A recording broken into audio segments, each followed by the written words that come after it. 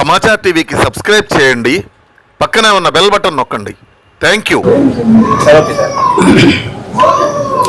ర్యాగింగ్కి వ్యతిరేకంగా మరియు మాదక ద్రవ్యాల వినియోగంకి వ్యతిరేకంగా ఒక అవగాహన సదస్సుని పల్నాడు జిల్లాలో ఉన్నటువంటి అన్ని విద్యా సంస్థలకు సంబంధించి విద్యా సంస్థల నుంచి రిప్రజెంటేటివ్స్ రావడం జరిగింది. వాళ్ళతో ఈరోజు ఈ అవగాహన సదస్సును కండక్ట్ చేయడం జరిగింది. ప్రతి కాలేజ్ నుంచి కూడా పూర్తిగా ఈ అంశం మీద వాళ్ళని సపోర్ట్ చేయమని అడగడం జరుగుతుంది. అట్లాగే యాంటీ ర్యాగింగ్ కమిటీస్ని పెట్టాలని చెప్తున్నాము.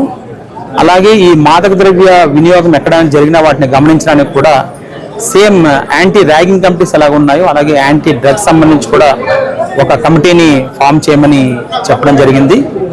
ఇటువంటివి ఎక్కడ ఏమున్నా కూడా ఇమ్మీడియట్గా మాకు ఇన్ఫర్మేషన్ ఇవ్వమని అడుగుతున్నాము. వాటి పట్ల ఇమ్మీడియట్గా మేము రెస్పాండ్ అవుతామని కూడా చెప్పడం జరిగింది.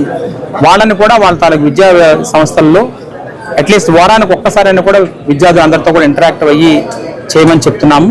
అలాగే పేరెంట్ టీచర్స్ అసోసియేషన్స్ ఏమైనా కండక్ట్ చేసిన వాటిలో కూడా దీన్ని మాట్లాడమని చెప్తున్నాము.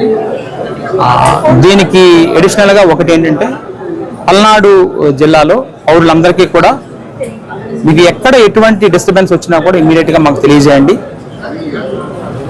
సంఘ వ్యతిరేకంగా ఎవరైనా ఏ పనులు చేసినా కూడా ఖచ్చితంగా తీవ్రమైన చర్యలు అయితే తీసుకుంటాము. ఈ మధ్యన జరిగినటువంటి 2-3 సంఘటనల పట్ల కూడా అరెస్టులు అయితే ఖచ్చితంగా చేస్తున్నాము.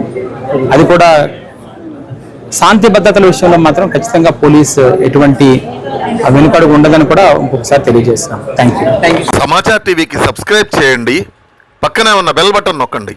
Thank you.